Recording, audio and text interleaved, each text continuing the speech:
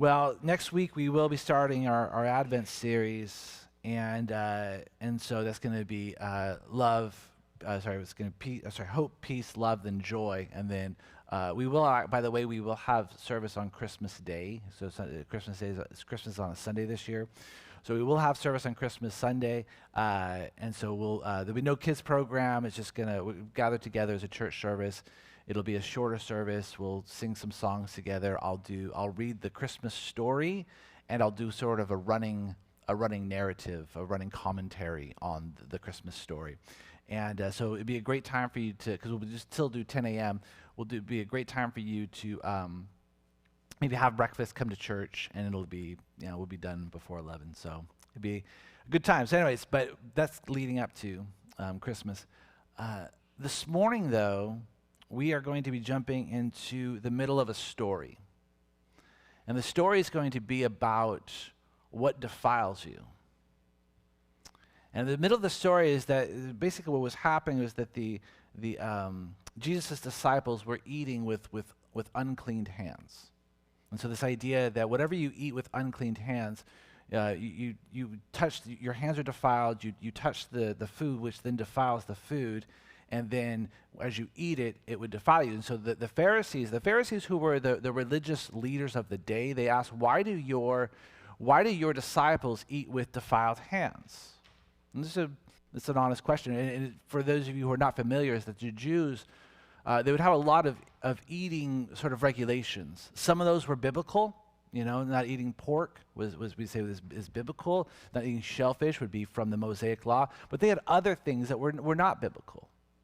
And so they were sort of in addition to. So the tradition, they became sort of traditions. And so even today, if you go to Jerusalem, you can't, meat and any sort of dairy cannot go together. And so I was in Jerusalem years ago now, and I wanted to get some shawarma because it's tasty. And so I got that from somewhere else, but somebody else wanted some pizza, but you can't get pizza that would, in the Jewish quarter, you can't get pizza that would have any sort of meat on it because that's meat and cheese together. And so they wanted pizza, so I said, okay, you go get pizza, I'm going to go get my shawarma, and then we'll meet back here.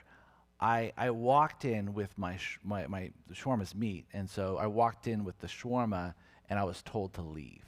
I mean, it was that much. You can't even be in the same vicinity. So there's a lot of these rules and laws, and so some of these were still even happening today. And so the religious leaders are saying, why do your disciples eat with defiled hands? They eat defiled hands, it defiles the food, then they eat it, then it defiles them.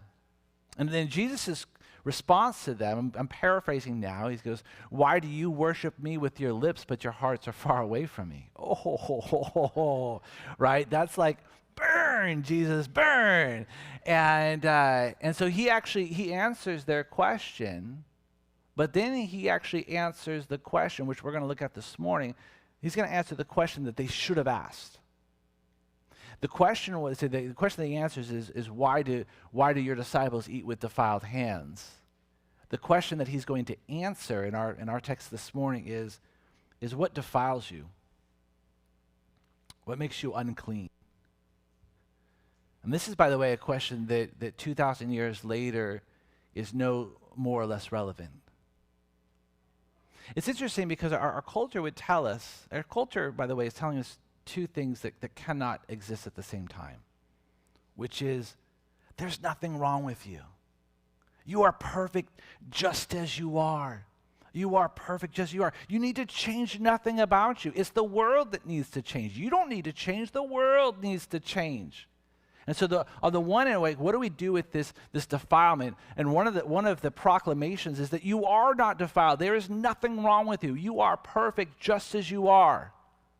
But at the exact same time, and you know this is true, but at the exact same time our culture says that, we also see a culture that will shame and reject anybody that doesn't fit the narrative. You go, you don't fit. And so it's interesting, this culture says that everything, you need to change nothing about you. We are actively trying to force people by shame and by community, getting them to change. And here's the thing that you know. Even if the world says, you're perfect just as you are, there's something inside of every one of us that says, that's not a true statement. And as much as you say that, I don't believe it anymore. I mean, because here's the thing. Everybody in this room, every single one of you, myself included, we all know that we ought to be something that we are not. You have that thought. I have that thought. And by the way, it's one of the things that makes humanity unique, that we have this idea that I ought to be something that I'm not. My dog does not think that she ought to be something that she's not, right? I mean, no other creation thinks to itself, I ought to be something other than what I am. In fact, if I were to ask you, how do you wish that you were different?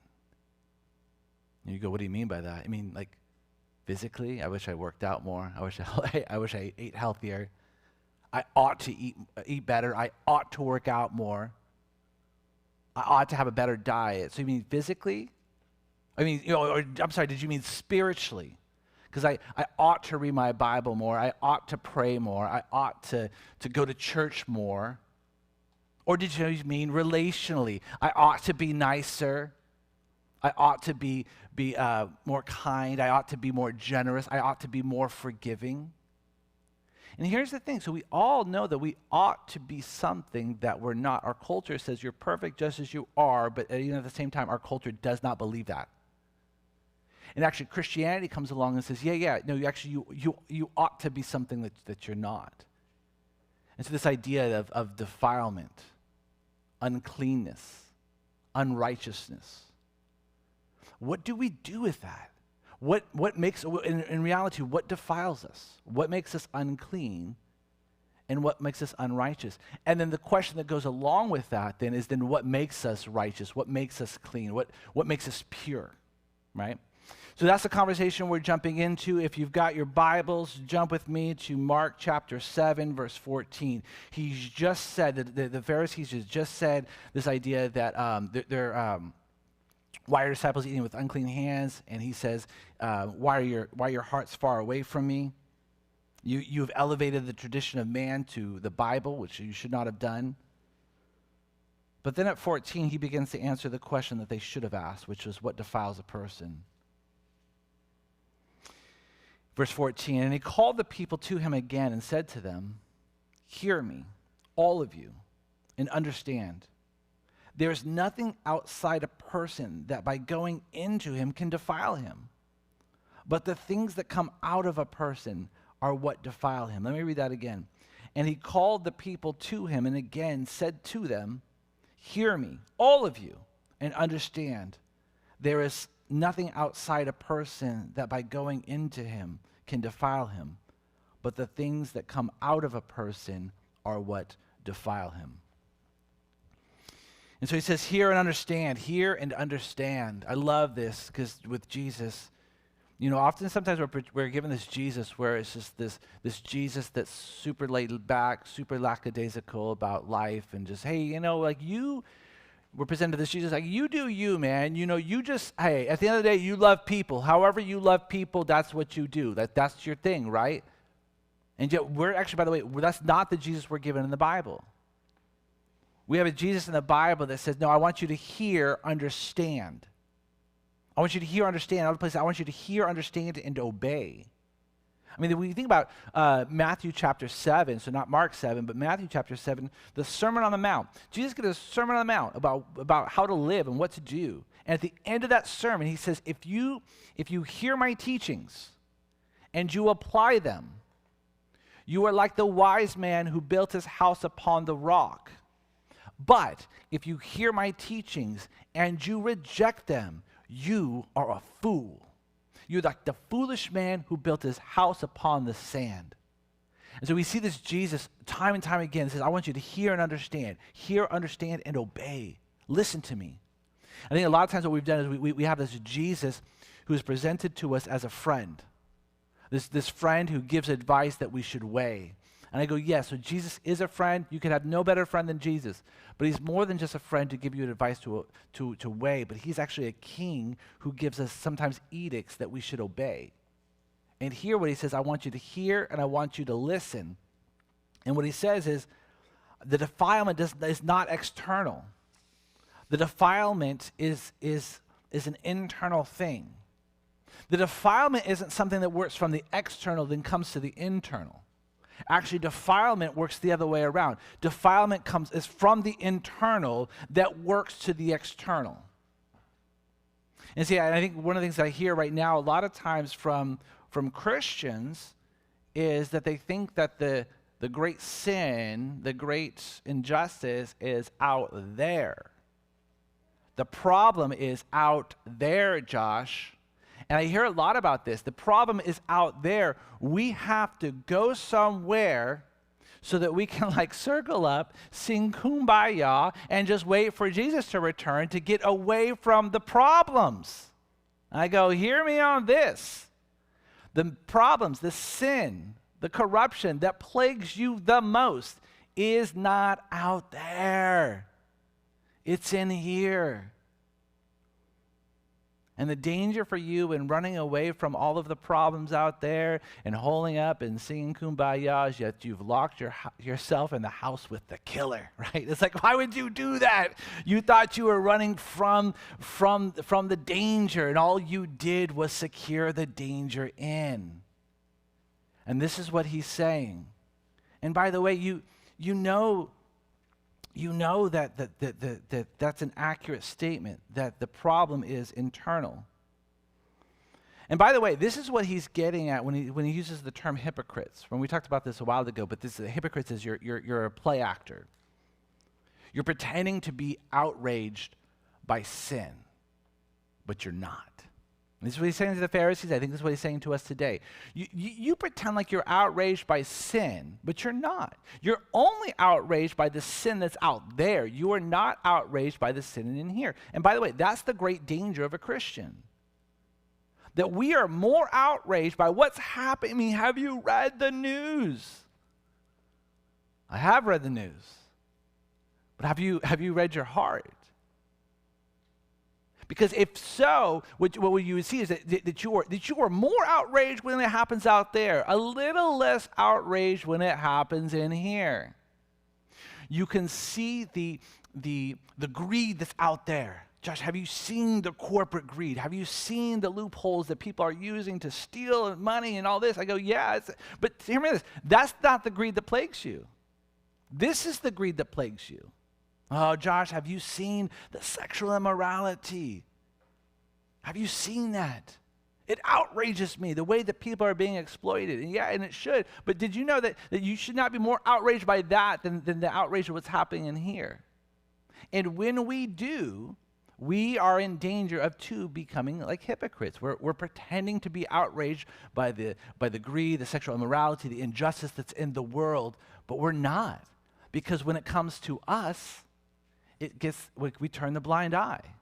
It's understandable, right? It's reasonable. It makes sense, but we're not outraged. And what Jesus says is that this is you're in danger of the same trap. And by the way, this is one of the great and I think accurate critiques of the church by culture. Is that the church in general is outraged with the sin that's out there, but they turn a blind eye to the sin within their own walls. And I go, that's a fair critique. And that's actually what Jesus is getting at. That this defilement doesn't move from the external into the internal, but it moves from the internal into the external. That defilement's source and origin is not external, but internal. Verse 17. And when he had entered the house and left the people, his disciples asked him about the parable. And he said to them, "Then are you also without understanding? Do you not see that whatever goes into a person from the outside cannot defile him, since it enters into his heart, but his stomach and is expelled? Thus declared all foods clean." And he said, what comes out of a person is what defiles him. And so he says, don't you understand? You don't get it? Now, there's a great danger sometimes with the disciples because things like this happen, and Jesus is like, don't you get it? Don't you get it? And then we're on the side with Jesus, like, yeah, these guys, these silly disciples. I mean, duh. Hear me on this, right? If we were there, we would be in the same place. We have this danger of approaching the disciples that is as if we were there, as if we were present. Jesus gave that teaching, and they're like, Jesus, we don't get it. And we're like, oh my gosh, like, Jesus, hold on, I got this one. Like, I totally understood what you were saying. Like, these guys are, they're a little slow on the uptake. I got this. No, you don't. No, you wouldn't have. You would have been right there. Like, yeah, I don't know what he's saying. And I love what they said. Explain to us the parable. Because what Jesus is saying, he goes, so it's the defilement's not external that moves to the internal. But here's the problem with food. Food, you eat food, it does not go to the heart. It goes to the stomach, and then it goes out. And they say, explain to us this parable that you speak of. And she's like, this is no parable. This is not a parable. This is not like, what is the stomach mean in this parable? Like, no, it's actually your stomach. You eat food, it goes into the stomach, and then everybody poops, right? I mean, is that all? Like, that's how, like, I don't know how better to explain this. And so Jesus, he comes straight with them, but then he gives this hint at what's to come. What's the problem with food? It doesn't go where? It doesn't go to the heart. In other words, he's saying your defilement is not a stomach issue. Your defilement is a heart issue. The reason why food cannot defile you is because it never gets where? It never gets to the heart. It goes into the body, goes into the stomach, and then comes out. That's it. And so he gets to this place of this idea that the defilement is a heart issue. The defilement's connected more to the heart than it is to the stomach. The food doesn't get to the heart, so it's not the problem. Verse 21, for from within, out of the heart of man, come evil thoughts, sexual immorality, theft, murder, adultery, coveting, wickedness, deceit, sensuality, envy, slander, pride, foolishness.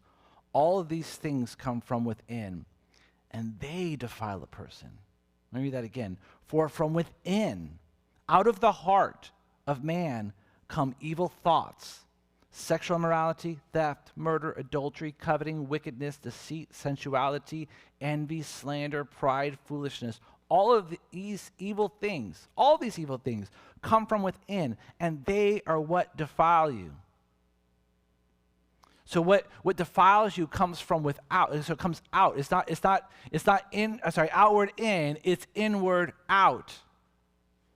Out of the heart flows everything else. Out of the heart, out of the mind, so out of the heart, the evil desires form evil thoughts, and then they move to evil actions, right? Evil desires, evil thoughts, evil actions. He's saying that's the pattern. Out of your heart flows everything. It's funny because one of our cultural mantras is what? The heart wants what the heart wants. Doesn't that sound great? Never, ever. Actually, even like, the first time I heard that, I was like, no. Yeah, I mean, because here, okay, so like, but the heart wants what the heart wants. I was like, yeah, but here's the problem with that argument. There's a flip side to that coin. You know what the flip side of that coin is? The heart also wants what the heart wants. And that's the problem. Jeremiah 17 says the heart is deceitfully wicked. This is God speaking. He says the heart is deceitfully wicked. Who knows it but I? This idea that our heart has been deceiving us. Has your heart ever deceived you? You know that it has. Your heart has gotten you to long for something you know is bad for you. You know, like your heart is longing for it. You go, it's not good. And if you desire, here's what happens. You have an evil desire, like you long for something, and you go, but that's wrong. And then your brain's like, oh, hold on. I'm going to like spin this thing until it doesn't feel so bad anymore. And then it justifies the action. Your heart will deceive you. It's a deceptive little thing within you. I mean, just to put it into like sort of playful terms, right? You go, I should not have ice cream. I should not have ice cream. I should not have ice cream. But I want ice cream. I want ice cream. And then your brain's like, hold on, heart. I got you. I got you. I mean, you haven't really had anything really super sweet since like noon. And so like, this is, and really it's like, you're going to eat this. It's fine. You went on a walk earlier. And you're like, okay, all right. And so this is how it works. Not to say that's necessarily evil, but like this is how it works. Your heart desires something, your brain works on it that justifies the actions. And he goes, that's the issue. Now here's the problem. Our culture believes that essentially we are good at our own hearts. Essentially, people have good hearts. You hear this all the time. Essentially, people have good hearts. And I'm like, no. Like we are all rebels trying to establish our own kingdom. That's what we are. Like we are not good. I believe that we ought to be good at our core. That's Genesis 1 and 2. But I believe because of Genesis 3, the fall, we're not. And our culture comes out, we believe that everybody is good at our core. And it's Christianity that comes along and says, no, we're not. Like we are wicked at our core. And some of you guys are like, well, that's a pessimistic view of humanity. And all my pessimistic friends would say, I'm not a pessimist, I'm a realist. Yeah, oh wow, okay, I'm a realist. I'm just a realist, Josh. I'm just a realist. And I would say specifically here, I'm not a pessimist about like that humanity is wicked at its core. I'm just a realist that humanity is wicked at its core. We are not good at our core. And here's the thing, we'll say that. I don't think that we as a culture even think that that's true. We actually don't naturally attribute good motives to people when we don't know them. I'll give you one example, right? Just be like just an easy example. I could give you millions of them, but I'll give you one. You are in traffic. Oh, okay. The lanes are merging. Like, okay, merging lanes. Now we got merging lanes. And we're all doing the zipper thing. We're all like 1 1 1 1 1 1. And here comes this guy. He comes. And what do you think to yourself? Who does he think he is? Who does he think he is? And you start talking to yourself. Don't let him in. Don't let him in. Don't let him in. Why'd you let him in? Like that's what we all like. I would not have let him in. Here's the thing. You don't know his story. But I'm just telling you do not naturally attribute good motives to him. His wife's probably in labor, everybody. His wife is probably in labor. He probably helped somebody change a tire somewhere back there that I did not see. Now he's late to work. We should let him in. What do we think? That selfish jerk. Who does he think he is? Based on what do we think that humanity is essentially good? Personal experience? No. Global historical experience? You'd have a hard time reading any history book, walking away with the general impression of like, we're pretty good. We're pretty good people. Like, no, what would you want? You read any history book, you walk away going, we're terrible. Like, we are terrible, terrible people. And so here we are. We think, well, humanity is essentially good at its core. It's not. Christianity says, no, we are wicked at our core. And by the way, the two things I think would be true if humanity is good at its core, which is not. But if humanity was good at its core, the idea is that it's good at its core. It's just all of these external factors that are making people bad. And I go, actually, this is literally exactly what Jesus is saying is not happening. People are essentially good. It's all these things, at their core they're good, inside they're good. All these external factors keep making them bad. Bad. And I go, that's exactly what Jesus is saying is not happening. Two, if that was true, if we were good at our core, it's all these external factors that make us terrible people. I think two things would be true. One of two things would be true, probably both of them. But one is as anonymity goes up, so would good behavior. Right? So as I become more anonymous, I become more morally pure. You know that does not happen, right? We know actually that as anonymity goes up, we become far worse. It's actually sometimes it's our culture or community or relationships that have us make more morally good decisions. So we'd be, as anonymity would go up, I think good behavior would go up, which it does not. But the other thing that I think would be true is that our thoughts and our desires would be more morally pure than our actions. Is that we would actually have more morally pure thoughts and desires, but because of all these external factors, when it gets translated externally, it gets tainted.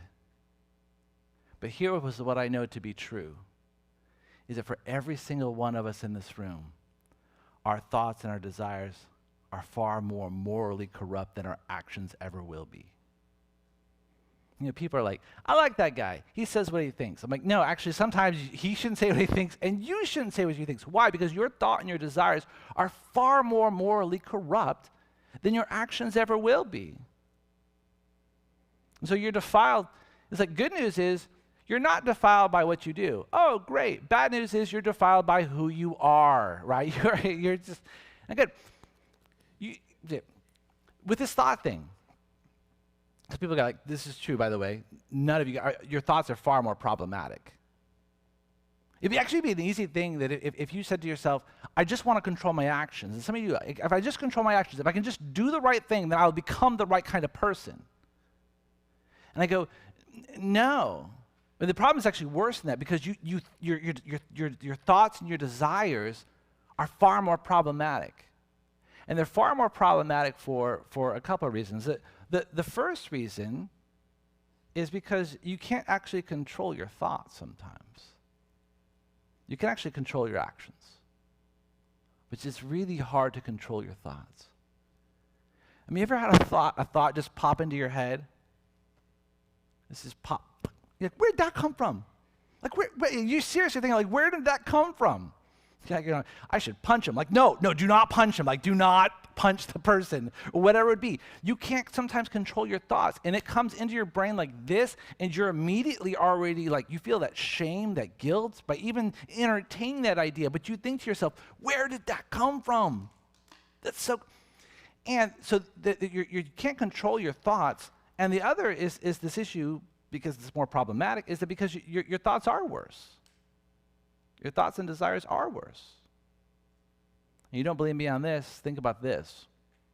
We're going to play a game of Would You Rather. Would you rather Thanksgiving meal, would you rather at Thanksgiving meal, everybody at the table to have the knowledge, all of a sudden God's like, I'm going to give everybody at the table the knowledge of everything you've done this last year.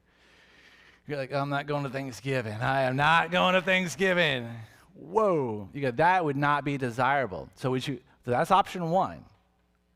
Option two would be, do you want all of those people God's like instantly, all those people at that same table to know everything you thought and wanted this last year? You go, yeah, you're like, no, right? Because we're like, no, like all of us, everyone, myself included, would take option number one. Why? Because we know that our actions are more morally pure than our thoughts and our desires. And so this is what he's getting at. He's going, actually, the issue is, it's internal. It's actually out of the heart. The heart desires evil things. The brain works on its evil thoughts, and that's far long before you do any of them.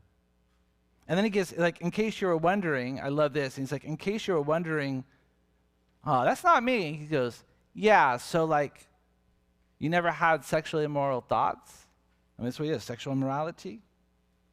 You never thought or desired to have some sort of sex act with someone other than your spouse? You never thought about that? He keeps on going, right? Theft. You never thought about stealing something? Taking something that didn't belong to you? You never had that thought or desire? You never had the thought or desire of murder? Like, oh, no, do not kill him. Do not, seriously, you would go to jail for a very long time. You never had that thought? That desire? Adultery? To engage in sexual relations with someone that is married or you yourself is married? Coveting? You never longed for that? Wickedness? Deceit? You never thought about lying? You never had the desire. I thought I should probably lie right here. You never thought about that? Even if you end up telling the truth, you still thought to yourself, I should probably lie. And you go, no, I'm not going to lie. I'm going to tell the truth. But you had that thought. He says, sensuality, this idea of doing something that you know is wrong, but for the purpose of pleasure. You never had that thought? I know I'm not supposed to, but man, would it be good? Would it feel nice? You never had that thought? Envy? Slander? You never slandered, you didn't actually slander them, but you had the thought? Pride? You never thought that you yourself were more important than somebody else? You never had that thought? Foolishness? Like you just didn't think it through? You know you shouldn't, but you didn't have that thought. You're like, I know it's a foolish idea, but you never had that thought. I know this isn't wise, but you never had that thought. And what Jesus is getting at is, of course you had that thought. And so Jesus starts this conversation that starts with, why do your disciples eat with defiled hands? Jesus says, why do you worship me with your lips, but your hearts are far away from me? By the way, the food won't defile you. My question to you is, then what defiles you? The problem is that it's actually not your hands. The problem goes much deeper. And by the way, this is one of the things that Jesus gets to, and he's talking. Have you ever heard when Jesus says it's like, if your hand causes you to sin, just cut it off. Yeah, solve that problem. Your eye causes you to sin, it's super easy. Just gouge it out and throw it away, and solves the problem. Jesus is speaking in hyperbole there, and what he's saying is that you could cut off your hands and gouge out all your eyes. It wouldn't solve the problem. Blind people still envy. People with no hands still are sexually immoral. So he's saying you could do all of that. You could fix the externals, but it would not solve the problem, because the defilement goes much deeper than that. And so I love what he says. It's like, so here's the good news. You're not defiled by what you eat. Yeah, no, you're defiled by who you are. It's not a food problem, it's a you problem, right? Good news, bad news. Good news is you can eat a bacon cheeseburger. Bad news is you're a terrible person, right? You're a terrible person. And maybe when you realize you're a terrible person, you're like, yeah, I should probably eat that bacon cheeseburger after all. You're terrible. And this is what he's getting at. If the evil desires, the heart, lead to evil thoughts in the brain, that's what does the evil actions with the hands. And what defiles you starts with the evil desires, followed by the evil thoughts, culminating in the evil actions. The problem is not that you're stealing. That's the action. The problem is in your heart. You desire more and more and more. And then your brain works on how do we get more and more and more. And then finally go, if we could just steal it. The issue isn't the sexually immoral relationship. That's not the issue. The issue is that in your heart, you desired, I would like to be sexually satisfied, and your brain worked on it until there was an action. What he's getting at is that the defilement is not internal, it's not external to internal, but internal to external. And so it's interesting that in this passage, he talks about what defiles you, but he never talks about in this passage of what will make you clean. Now, he'll talk about it in other places, but he just says, this is what defiles you. He just kind of leaves them there. This is what defiles you, and you know that. But the beautiful thing is that it's not where we're left. So then what makes us clean? Have you ever noticed in Jesus' ministry how often he would touch people and heal them? It's actually it's sort of a thing. Like if you read the Gospels, it says that Jesus would touch them and then they would be healed. That Jesus would touch them and be healed. Some of the ones that I wrote down in Matthew 8, the leper is touched by Jesus. In Mark chapter 1, Peter's mother-in-law who's sick, she was touched by Jesus. Mark 7, the deaf man with speech impediment who was touched by Jesus. And then in Mark 8, Jesus spits. We'll come after this. He spits on his hands and then touches the eyes of the blind man, and he's healed. In Mark 9, the demonic boy is healed by the touch of Jesus. In Mark 5, we get a 2-for-1, which is Jairus comes because his daughter's dead. And he says, I'm going to go see your daughter. On the way, the crowds are pushing in on Jesus, and a woman who had been bleeding for a very long time comes up, and then she touches Jesus. And then Jesus says, whoa, whoa, whoa, whoa, whoa, whoa. The healing power went out of me. Who was it? It was her. He told her daughter, go and be well. And then he goes on to Jairus' daughter, she's dead, and then he touches her, and then she raises from the dead. And so then you think to yourself, well, maybe, the human touch is important. You go, yes, but why? Why was it important that Jesus touched people? And you go, well, maybe that's how his power transferred. Like he had to touch them like electricity. Like he had to touch them. You go, no, because actually we see in also in Matthew 8 when the centurion comes, he says, actually you don't need to come. You can heal from where you are. You go, Jesus, I'll come to your place. He goes, no, you don't need to come to my place. You can heal from where you are. And so then this idea, then why did Jesus touch? And you go, well, he touched them because he showed that he was not afraid of them, because people would not touch them. And so he touched them because nobody would touch the lepers. And so he finally touched them. He says, I'm not afraid of touching you. And you go, yes, you're getting closer, but you're still not there. In this culture, what happens if you touch a defiled person? You become defiled. You become unclean. Now here's the flip-flop on this story, is that when Jesus touches people, he's not defiled.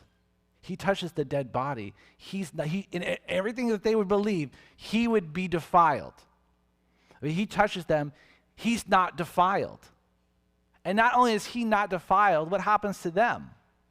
They're healed. They're made whole. They are cleaned. Because this is the ministry of Jesus. And so Jesus is the one who brings about the purification from the defilement. Now, so Jesus brings about the purification from the defilement. Now, there's a direct correlation where we believe the defilement starts, its origin, its genesis, and where we believe the purification needs to start, its origin and its genesis. If we believe defilement starts out there, then we also believe that the purification starts out there. Right? For the purification needs to start at its source. And yet if we believe that defilement starts here, then purification starts here. Being made clean starts here. By the way, this is what I hear from Christians, Josh. It's so crazy out there. It's so crazy. If we could just get these new things in place, if these things would just change, then we would be a better culture. And maybe we would be. But hear me one thing. Because we believe the defilement is out there, we believe that the purification starts where? Out there. And Jesus says just the opposite. The defilement is here. And therefore, the purification, the unrighteousness is here. The making righteous, it all starts here. That the origin of the defilement is internal. The origin of the purification must also be internal. Before Jesus showed up, there was a promise of the new covenant that was coming. And I'm not going to read all of the new covenant, but I'm going to read part of the new covenant here. And this is in Ezekiel chapter 36, verse 25. And I want you to hear what Jesus is going to, it's not here Jesus speaking, but what's being offered. Verse 25, I will sprinkle clean water on you. God's saying there's coming a time where I will sprinkle clean water on you, and you shall be clean from all your uncleanliness. And from all your idols I will cleanse you, and I will give you a new heart, and a new spirit I will put within you, and I will remove the heart of stone from your flesh and give you a heart of flesh. And so in Ezekiel, he's a prophet, he's saying there's coming a time where God is going to deal with the source of the defilement. By the way, it's not the temple, it's not the food, it's none of that. It's us, it's internal. He says, I'm going to give you a new heart, a new spirit. That there's going to be this recreation. That's actually what we find with Jesus in the gospel. There's this new recreation. He's like, I'm not just coming so that you would be better people. Like if Jesus' main message was like, hey, you guys are terrible, stop being terrible, start being good. That is not the gospel. The gospel is that the one who would condemn us is also the one who will cleanse us. And for all of you who think that all God wants from me is to do the right thing, you're wrong. He doesn't want you just to do the right thing. He wants you to be the right kind of person. And you cannot do that on your own. This is what he's saying. I'm going to give you a new heart. I'm going to give you a new spirit all within you. In fact, for all of you who think that, man, if I can just work on my actions, I'll be a better person, the answer is no.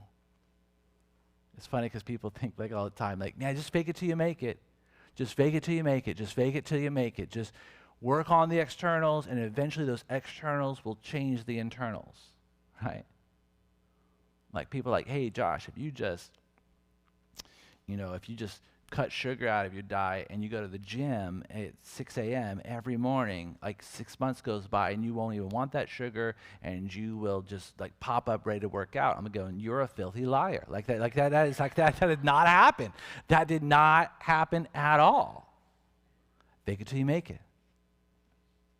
No, but then the gospel comes along and says, no, I'm actually going to make you so that you don't have to fake it. It's not about you just becoming and trying to be better people. This is Jesus who do nice things. This is Jesus saying that I will make you the right kind of person with a new heart and a new spirit, that you have new desires. You have new thoughts that will lead to new actions. That's the gospel. And how does he do that? It tells us in 2 Corinthians 5:21, it says that for our sake, he made him who knew no sin. He made him who knew no sin so that we might become what? The righteousness of God. That we are made righteous. Not by your own workings, not by anything you've done. And God is on his journey to make you a new kind of person. That's what we need. That's what you need. You're not defiled by these externals. And Jesus comes right at the core. And here's the beautiful thing. There's lots of beautiful things, but here's the beautiful thing. Do you know why you wouldn't want all of your thoughts just displayed there at the Thanksgiving table? Because of the shame and rejection that would certainly come at that table with the exposure of those thoughts. You thought that? Well, no, yeah, I did, but no, I don't even know where the thought came from. And because if your thoughts and your desires were made public to everybody, the certain shame and rejection that would come at that table. And here's the beautiful thing. Did you know that God knows all of your thoughts and desires? And he has not come to shame you, and he has not come to reject you. But he has come to make you clean and to receive you. Everybody else would reject you. God would not, and has not. My prayer for you is that if you're a Christian, maybe there's something you've been really trying to I'm trying to do this different. I'm trying to be different. I'm trying to just do different actions. I go, yes, but maybe your prayer is that God would change your heart. God, would you change my desire? I'll work on the actions, but I need you to change my desire so that I don't even long for this. I don't even think about this. And that can take some time. That can take years, by the way. But God he is moving in you. But just, God, would you change my desire? Would you change my desire? Would you change my thoughts? And if you are not a Christian, my prayer is that you would become a Christian. Know that what plagues you is not out there. The killer is not out there. The killer's in the house. And you have to deal with the killer first. My prayer is that we would be people, that we would be followers of Jesus who are being constantly changed and challenged by him. But his Spirit is not just doing a remodel, but his Spirit is doing a recreation in us. And that he would be glorified. Let's pray. God, we thank you for your goodness. God, I thank you for my brothers and sisters that are here. God, I thank you that even though we have thought and desires, things that we would never want to even put words to, you have seen them, you know them, and you have not come to shame or reject us because of them. But your response was to take that which was unrighteous, us, and to make us righteous.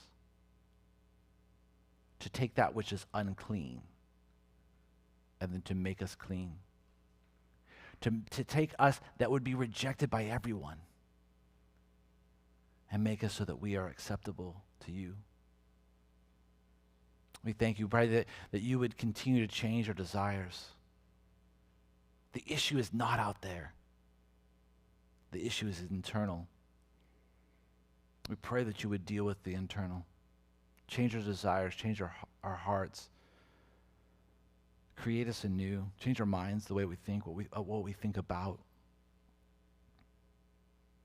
And that the new desires and the new thoughts would lead to new actions. And let you be glorified in that. We love you. We pray for these things in your name. Amen.